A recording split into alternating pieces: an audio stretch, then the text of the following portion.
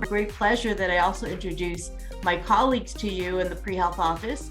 We have Ethan Bull, who's one of our pre-health advisors, and then also Neti Gupta. And so the three of us cover the University of Arizona for all the different health professions here at the university. And so we're located in the Bartlett Academic Success Building, right behind Bear Down Gym on the 4th floor. If you haven't, come on in, come visit us, set an appointment. Let's talk about your journey and how you want to prepare for the different health profession that you want to pursue. And so today it's really exciting because this is our 10th annual Expo, our third virtual Expo. So, it's been a challenge with COVID and, making sure that you all get good information about health professions, admissions, requirements. What does it mean to be a health profession student?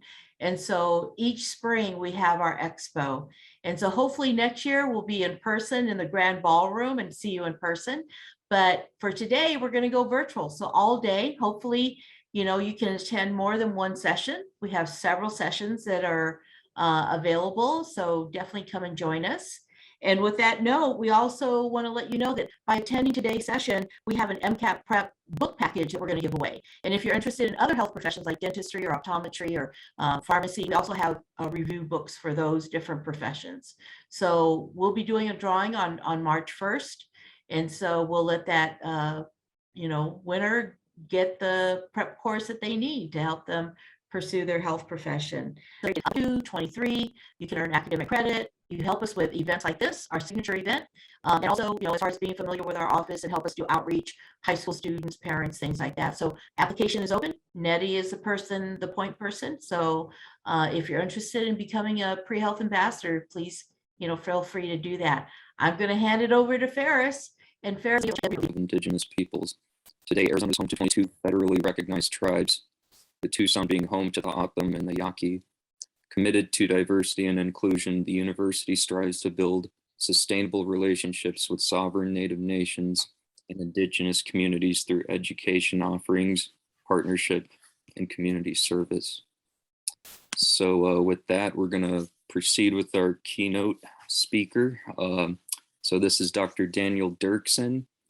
Dr. Daniel Dirksen is the University of Arizona Health Sciences Associate VP for Health Equity Outreach Nursing. So Dr. Dirksen was born in Phoenix and attended the U of A for both his Bachelor of Science in 1979 and Doctor of Medicine degree in 1984. And he also did his family medicine residency at the University of New Mexico in 1987. And he was on the UNM School of Medicine faculty for 25 years. He returned to U of A in 2012. He researched and drafted provisions to improve the supply and distribution of the nation health workforce enacted in 2010. Working for Governor Martinez in 2011 through 2012 as director of the New Mexico Office of Health Reform, he established their health insurance exchange, which is now the State Office of Rural Health and the Arizona Area Health Education Center program, also known as AHEC. He is also the PI of the Medicare Rural Hospital Flexibility Program and the Arizona Department of Health Services, SAMHSA, First Responders, the CDC Overdose Data to Action, and the CDC COVID Disparities Initiatives. So in his academic career, he has been PI of federal foundation and state grants of more than $85 million. Ferris, it's great to be here, and I see a lot of you here. Hopefully, you'll be pursuing your health profession of choice and be successful in doing that. What I really wanted to focus on during our time was the opportunities for health professions education in Arizona and what the likely return on investment is for that considerable amount of time and expenditure of resources to get to your the acronym of your choice, whether that's MD or RN or otherwise. So I assume that a lot of you are here today to really several bills before the legislature that are moving through the process to really expand our education system for advanced practice registered nurses, APRNs. Along with that, more specialized trainings for nurse practitioners, including certified nurse midwife. We're starting a new program, hopefully We're going through all the steps right now in approval at the programs, Doctor of Nursing Practice, Master or Doctor of Public Health, MPH or Doctor PH. We're starting a new physical therapist program. We just hired the director for that, and that's going through the steps in process. And we're starting a new physician assistant program. We expanded our medical school class size in the College of Medicine Phoenix, and we have a very long-standing program, which I went through in the College of Medicine Tucson. So those are some of the acronyms that you'll be seeing, some of the acronyms as we go through. Please let me know through chat if you have questions as we go along, and I'll try to address them as we go. My pathway for choosing a health profession really began after high school. My sister was a nurse at an orphanage in Cuernavaca, Mexico, which is about an hour from Mexico City. And I worked for a year as a volunteer in that orphanage, Nuestros Pequeños Hermanos y Hermanas. And it was really a wonderful way, first of all, to learn Spanish, but it was also, I was able to see firsthand some of the issues and complexities of delivering healthcare in underserved areas and populations. After I returned, I finished my Bachelor of Science in 3 years at the University of Arizona, but it took me 2 years to get into medical school. And so one of the first lessons and early lessons I learned in pursuing your health professions is oftentimes it's persistence and perseverance that really pay off. I remember my brother gave me this book to read before, as I was going through the application process, The Medical School Game, A Quest for the Fat Envelope. This was published in the early 1970s, and I don't think is available anymore in print, but it was kind of helpful. And it was a big fat envelope that came just a few days before the medical school class started. You can see that I received my notice that I was accepted into the class June 16th of 1980. So just a few days before class started. I didn't get in the first time I applied. Took some courses to try to up my MCAT scores and those types of things, and did some more community-based experiences, was put on the waiting list for the second time, and got admitted off the waiting list. So pretty anxiety-provoking time when you're waiting to get in. It's very competitive, obviously, in many of the health professions to get in for a limited class size. But I was very thankful to have actually that extra year, to prepare and to make sure this is what I really wanted to pursue. So medical school, I really enjoyed medical school. I quickly joined, as I would encourage you to do. It's relatively inexpensive to join as a student. Some of the health professions that you might consider pursuing. I joined the Arizona Academy of Family Physicians as a medical student.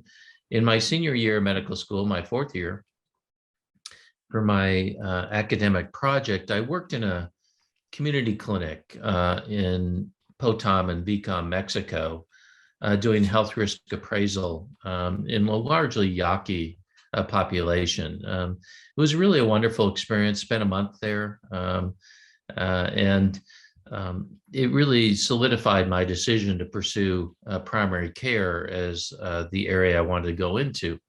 Of course, after medical school is when you go through the match to get a residency slot, what's called graduate medical education. You might see GME as the acronym for that. And residency education varies depending on what specialty you go into.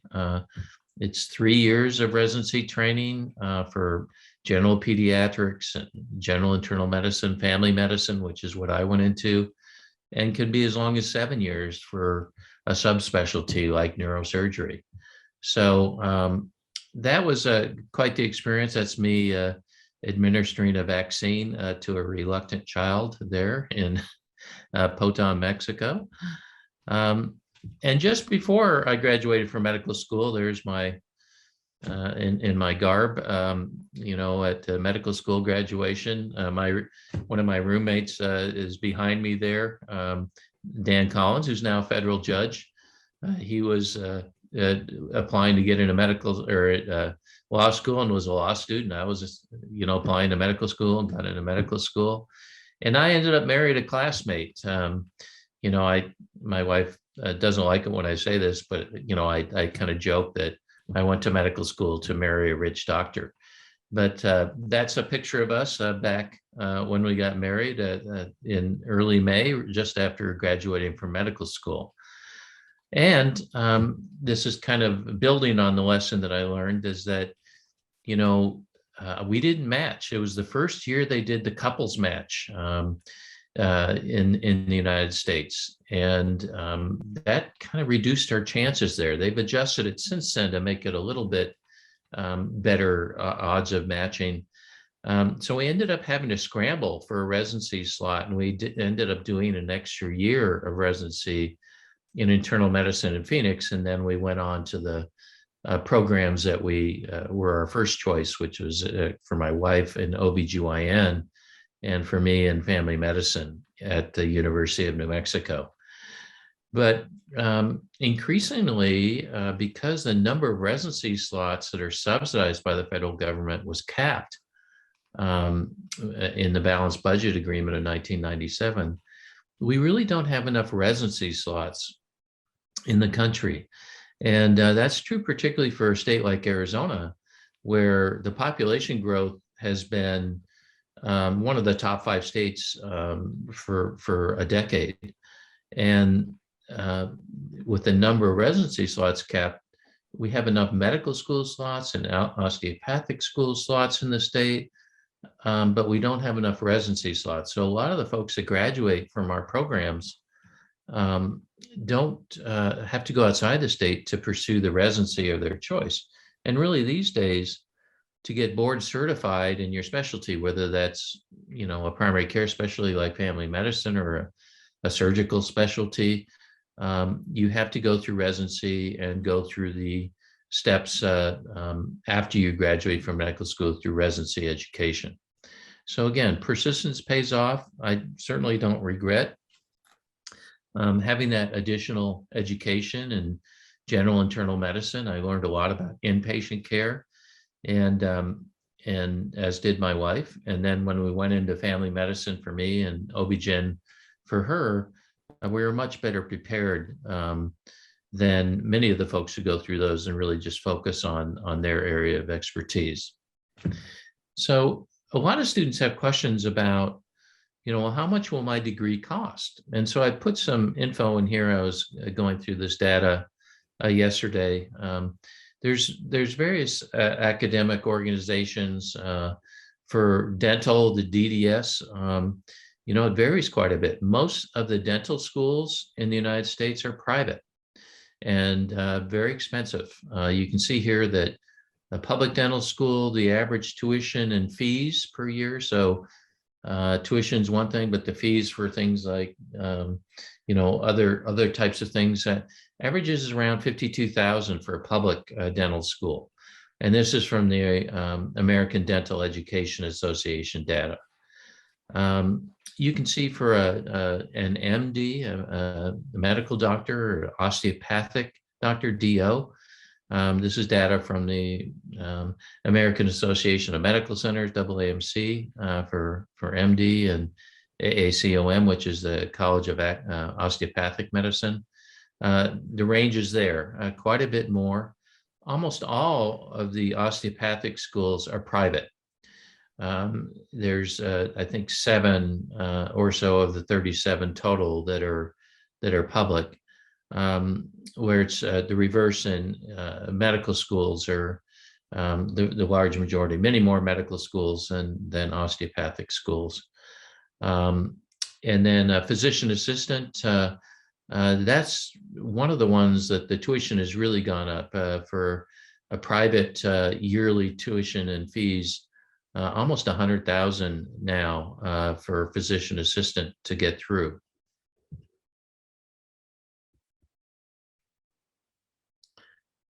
So my wife and I, when we went through, we went into debt, and it took us about 10 years after graduating from medical school to pay off our student debt.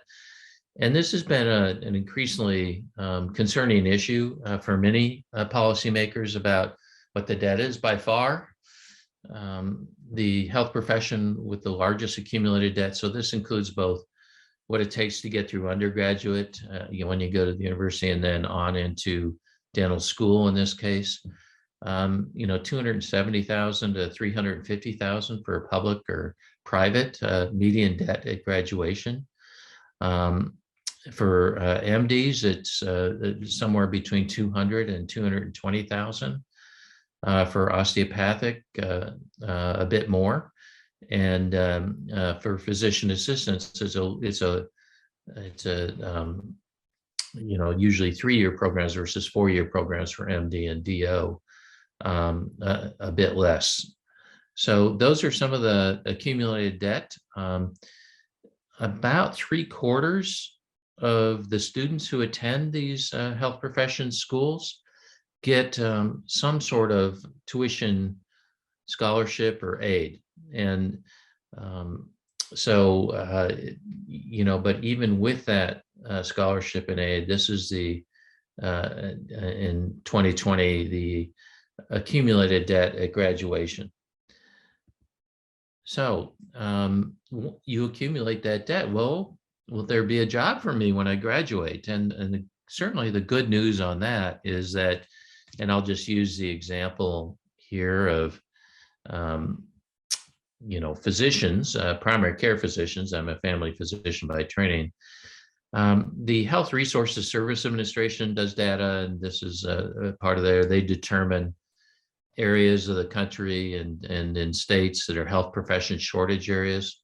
There's about 40 federal programs, including the National Health Service Corps and other loan repayment and other things that really use health profession shortage area scoring criteria to determine, distribution of 40 federal program supports and subsidies.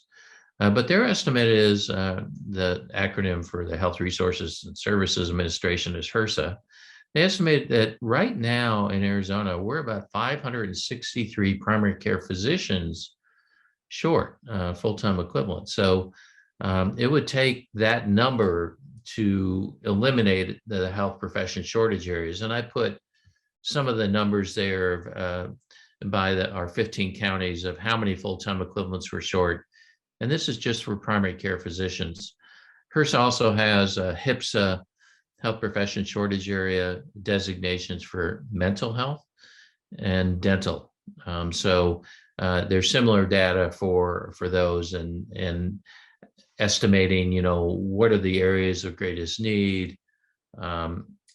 If we continue on our current pathway, it's estimated that we'll need almost 2,000 primary care physicians by 2030. So there's plenty of demand out there once you finish, and therefore lots of jobs. Many of the state's health profession shortage areas, and the other thing you might see around that is medically underserved area or medically underserved population, offer loan repayment. So as you accrue that debt, if you practice in one of these sites, and there's lots of full-time equivalent availability in even Maricopa County, which is kind of the Phoenix in the Valley, and also Tucson and Pima County, to serve like in a community health center in a urban underserved population. So in addition to the rural needs like in Mojave County and Cochise County and things like that, in our more rural counties, there's also a need in our urban underserved areas of Pima and Maricopa County. A particular concern in a state like ours, we have 22 federally recognized tribes in Arizona, and many of our tribal communities and areas have significant health profession shortage areas.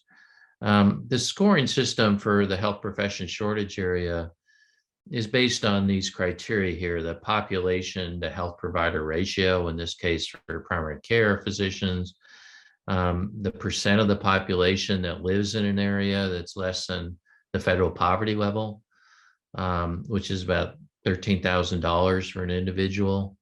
That would be about $6 an hour, kind of wage. So infant mortality index and travel time to the nearest source of care, the clinics or the hospitals.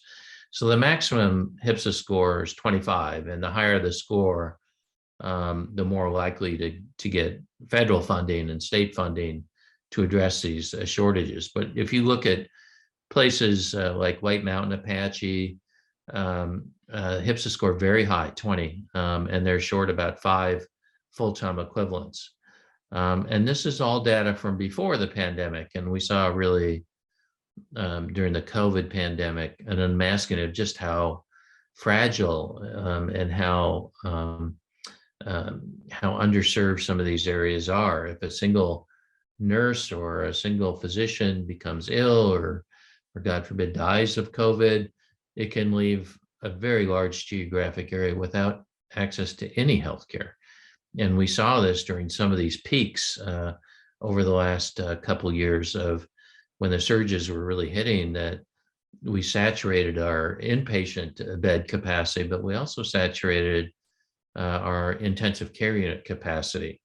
And part of that was just real workforce shortages. So you can go down the list: San Carlos Apache, Gila River Indian Community in the Tucson area in the southern part of the state, Tohono O'odham, over toward the eastern part of the state, Navajo. The Navajo Nation is an enormous area that spans significantly into New Mexico and also a little bit into Utah.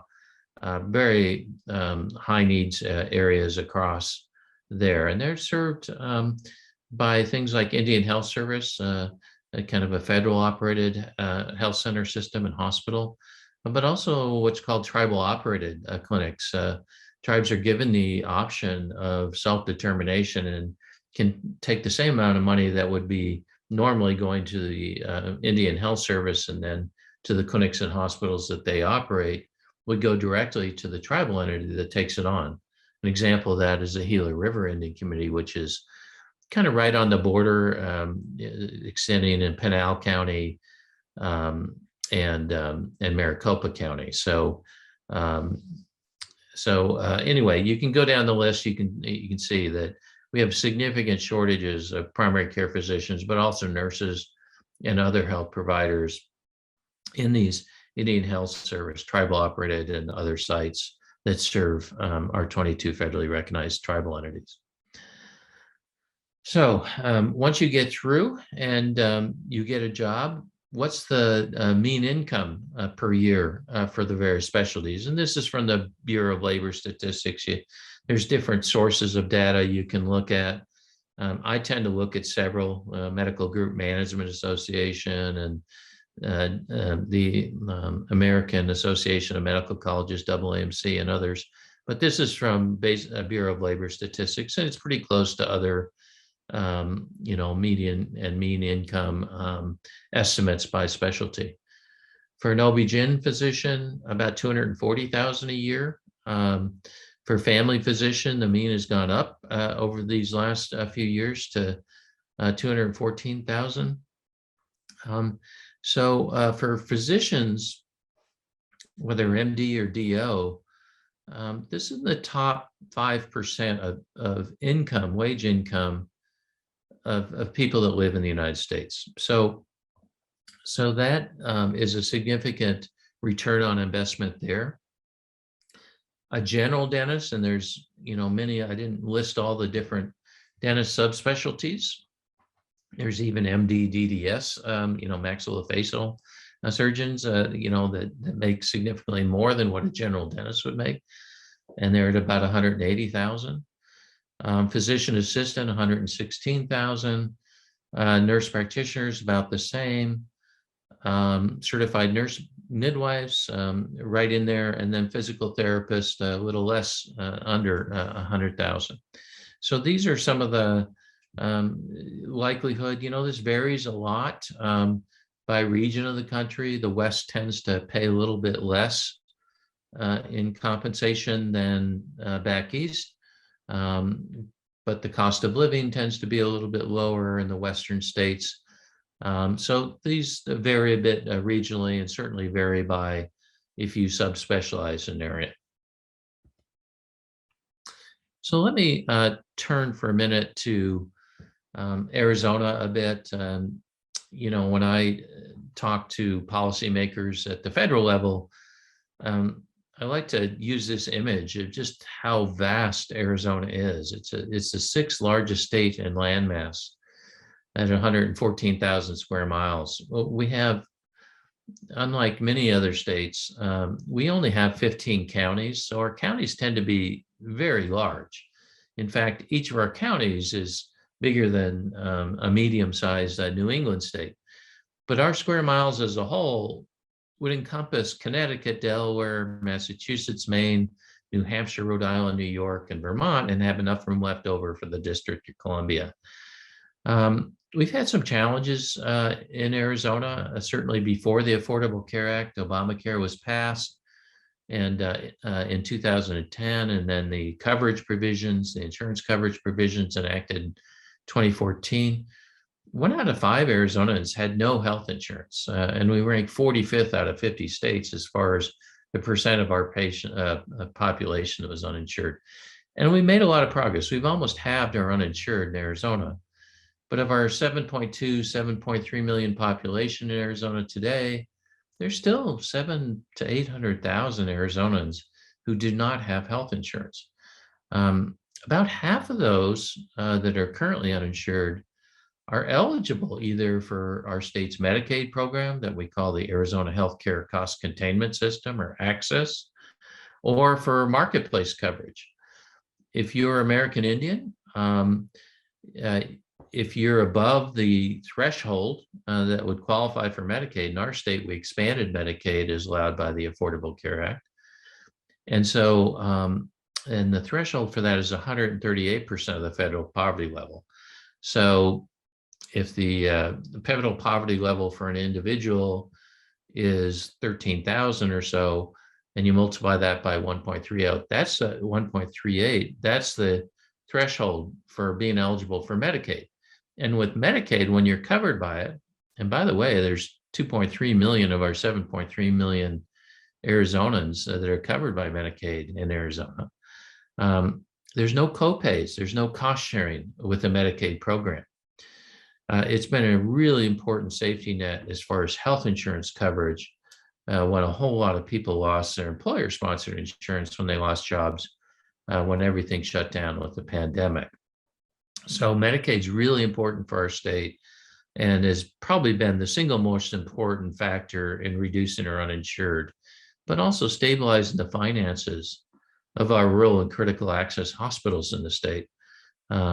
You know, when you have 1 out of 5 individuals without health insurance, you know, a lot of times self-pay means no pay to these systems, to the providers and the clinics and hospitals when it gets above a certain amount. So having more people covered in the state has been really important for the fiscal sustainability of our health systems, especially the ones I'm going to show you here. You can't see all the little sites there, but if you visit our Center for Rural Health website, you can see the rural health infrastructure. You know, our 2 more urban counties, Maricopa and Pima, Phoenix and Tucson, there's 13 other counties that are largely rural. And in those areas, the infrastructure, places you might end up working, whatever the health profession you pursue, includes 16 critical access hospitals. Those are the small hospitals. They're 25 beds or less. They're 35 miles or more from another facility, and they tend to have short lengths of stay, less than 3 days. So we have 16 critical access hospitals. This federal designation gives them a little better payment by Medicare and Medicaid and a little more cost-based reimbursement to run. And then most of the 38 rural health clinics, another federal designation, are affiliated with these critical access hospitals. The other huge and probably most important component of the health safety net in rural Arizona, but also urban underserved Arizona, is there's 23 health center systems. These are what's called federally qualified health centers. You might see the acronym FQHC. There's 23 systems. They tend to be 501c3 entities, nonprofit, but they operate clinics in about 180 sites across Arizona. And those little dots and triangles and things like that represent the various things of critical access hospitals, rural health clinics, and then the federally qualified health centers. We also included in our map the Indian Health Service sites. Indian Health Service has a loan repayment program. So if you accrue a lot of debt when you become a nurse practitioner or physician assistant or MD or DO, Indian Health Service has a very robust loan repayment program. There's also a federal program called the National Health Service Corps that helps pay off student loans.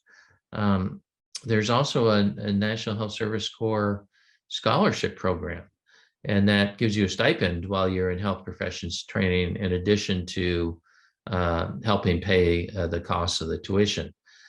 For every National Health Service Corps stipend like that for a scholarship, there's probably about 6 to 10 applicants. So it tends to be quite competitive. There's far more people who need the assistance to get through health professions training than there are subsidized opportunities through National Health Service Corps, Indian Health Service, or others.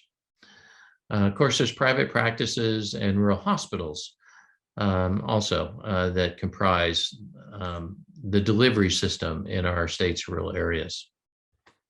So I mentioned some of the things here on some of the challenges in Arizona's rural health. We're meeting just about 41% of our primary care physician need in the state. And we rank in the bottom 6 states as far as the primary care physicians per 100,000. I could go through a list of how we're short for nurse practitioners, physician assistants, and we've done a number of studies that we posted on our Center for Rural Health website. But we use this data and analysis to help inform policymakers like state legislators, federal, our federal legislators, senators, and House of Representatives about things they could do to help address some of these shortages and address some of the things that we need to do to make sure that every Arizonan has access to high quality health services. So you might have a question of, will the job still be there when I finally graduate? Our pathway to practice is quite long. It takes a while to get through college. It takes some years, depending on the health professions you choose to get through school, medical school, osteopathic school, nurse practitioner, physician assistant, et cetera. And then, oftentimes there's a period where you have to do additional internship or residency training to get clinical experience. And in Arizona, we've been one of the fastest growing major cities, Phoenix, over the last 5 years. It's number 1 in Phoenix. And the state as a whole has been one of the top 10 for a number of years. We also have a growing population that's over age 65, a 50% increase over the last 10 years. We have a very high percentage of our over age 65 population in Arizona that's low income. So almost 10% of the 1.5 million Arizonans over the age of 60 are below the federal poverty level, about $13,000.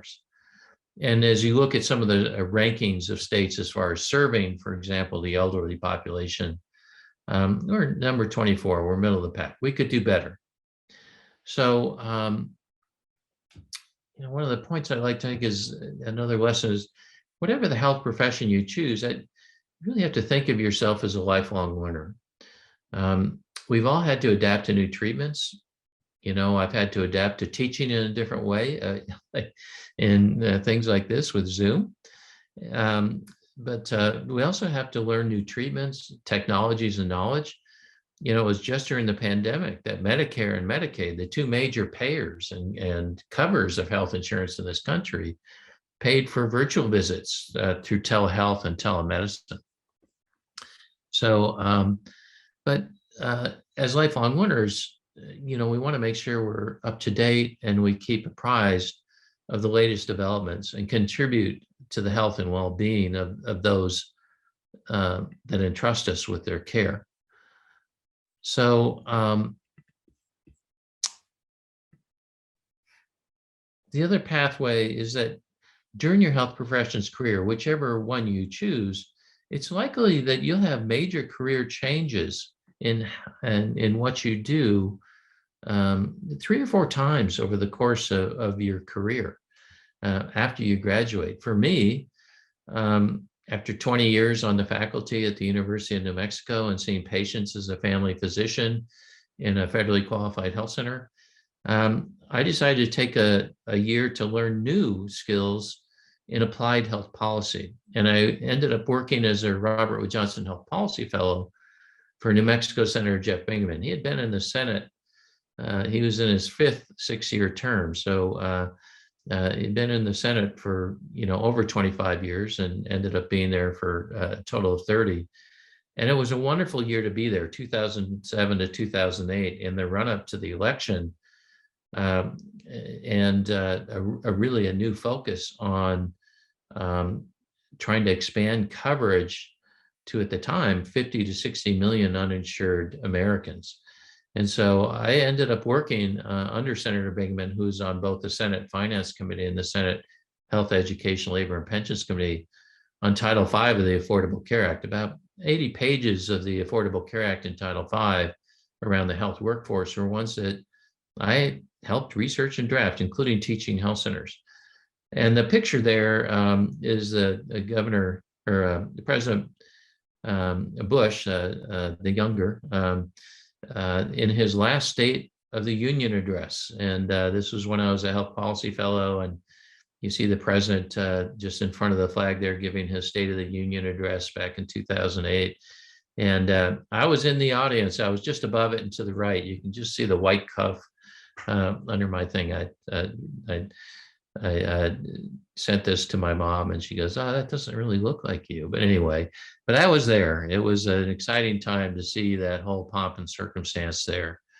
And then, of course, the exciting part, after a couple years of researching and drafting and going through 100 iterations of the Affordable Care Act, being signed into law by President Obama in 2010. And then, of course, immediately, we've had to defend the gains I got involved with after my health policy was really applying the skills learned back in Arizona to defend the coverage gains that we've made in health insurance coverage. And this is a picture of a town hall I was invited to at George Washington and got to ask a question of John McCain when they were part of the town hall: is how will you make sure the country doesn't return to having 48 million people without health insurance? And he said, first of all, we're not going to throw anybody off of health insurance. And he went through the answer, and it was kind of fun to be part of that. But he was good on his word, This was that dramatic photo when he voted no to repeal the Affordable Care Act. And you can see McConnell kind of glaring at him there, when he put his thumb down, and basically that, stopped the ACA repeal efforts. I'm going to just talk about one issue in the legislature right now that I think is huge for Arizona, and it has to do with a American Rescue Plan Act and enhancing home and community-based services. Just this week, this was approved. This will bring in $1.5 billion into Arizona over the next 2 years to expand home and community-based services for our most vulnerable population. That's the group that's in the Arizona long-term care system. It tends to be the frail elderly that have multiple problems. They're often on both Medicaid and Medicare that would otherwise be in assisted living or nursing homes. It also tends to be individuals with disabilities. So this is a huge opportunity for us, and an example of things happening right now that are opportunities for us in health workforce and expanding direct care workers, including family members who end up taking care perhaps of a parent with early onset dementia in their home and having to give up their job. Well, they can be paid now as a direct care worker so that these folks can be cared for and have healthy aging in the environment they're comfortable in at home. And it aligns with our University of Arizona healthy aging strategies to really, develop these state-of-the-art, inclusive, safe, supportive senior living oases in the setting they're most comfortable in. So while we have these disparities and challenges in rural, higher poverty, higher percent uninsured, higher percent over age 65 with acute and chronic conditions, I think we have many opportunities to improve the health. And I'm so happy to be sharing with you some of the things and opportunities in health professions education. And I think this is reflected in that quote from Dalai Lama that I really like, to carry a positive action, we must develop a positive vision. And so my question to you is, where do you see yourself in the health professions? And having a plan, having a vision, working it out, I certainly wish you the best as you consider which health professions you're going to pursue, and hopefully get the fat envelope, although it's probably all electronic these days, when you get accepted to your chosen health profession. Thank you, Dr. Dirksen. That is wonderful. Going into your health profession, understanding what the trends, the patterns of where you're going, how it's changing, and also the impact of policy. It's interesting, mentioning about this Altex program. My mom is 99. And so Wow. I'm so blessed. But when we talk about health and we say, how close to home does it hit? And Yeah. this program is just wonderful because you have family members that are taking care of their elderly. And also the idea that you set out there about rural health, it is so important. And I think as far as students are concerned, many students come in and talk to us and talk about, I want to stay in Arizona and I'm interested in working with these communities. And I really have a passion for working with communities that face health disparities or lack of access. And so when you're applying, that's really important. Attending sessions like this, understanding where your profession is going. If you're staying in Arizona, understanding your population. And so you have a real opportunity here to listen to someone who's so knowledgeable, not only in Arizona, but nationwide, what is the trend? And really sharing that experience with you. And if you feel a passion for policy and medicine, there is such a home to have that work done for the communities that are out there that really need assistance. So I want to thank Dr. Dirksen. I want to thank the students, but I want to open it up for any questions for the students that are attending today, because we do have time. So please feel free to unmic yourself, or if you want to throw it into the chat, Ethan can take a look and read it out loud. But we would love to hear any questions that you might have. The thing I might point out is some of the resources available through our Arizona Area Health Education Center program. We're the program office in Tucson. I'm the PI of that principal investigator for that particular initiative, state and federal funding. They have a number of pre-professional club opportunities. We work with 5 regional centers in the Tucson area in Pima County. It's with El Rio, the federally qualified health center system. Excellent thing. Actually, Nancy Johnson's the CEO of that, and her husband, Lane Johnson, was a year ahead of me in medical school. This is the relationships you build over years is really important. In the Phoenix area, it's the Central Arizona Area Health Education Center program, and they're housed in the Arizona Alliance for Community Health Centers, and they're the advocacy group for the 200 federally qualified health center sites across Arizona. Pre-professional, also experiential types of things. In the summer, we have 3 programs that are on site: a Med Start program, which is fabulous, a Blazer program for those interested in research, and then a Frontera program. So those are other things. If you look at our Arizona Area Health Education Center program website, there's other opportunities there, and I encourage you to do it. to make yourself interesting to the folks who decide whether you get admitted or not. I didn't realize it at the time. They were wonderful experiences, but working in an orphanage, learning Spanish, I worked in a hospice and learned how to do end-of-life care and counseling. These were things that were powerful for me, but it also made it, I think, more likely that I would be accepted. You know, it's one thing to do those things and check all the boxes, but it's also something being very thoughtful and purposeful about choosing things that will give you a perspective and an experience that will help guide you in your health professions. Make sure that's what you want to do. And it's really important. The Expo for today, really the common thread that's running through all the panels is rural health, health disparities, access, things like that. One of our panels, we have Blazer and Frontera. We also have the mobile health clinic that's going to be there. So if you want to know ways you can get engaged and gain this experience as an undergrad or post-bac, or, you know, whatever pathway that you're on, gaining this experience is so important, especially if you want to stay in Arizona, because understanding the population and gaining that access, getting connected with the AHEC programs, they're wonderful. They do a lot of outreach.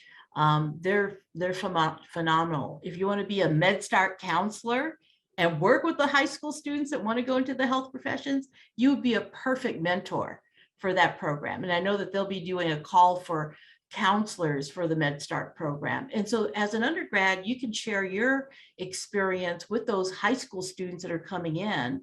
And so there's these bridges that happen, and also having that experience will confirm this is what you want to do, and also to share your experience with those other individuals. So, you know, again, that's a common thread that's running through all our rural health experience panel that'll be coming up. But if anybody has any questions, please feel free to ask.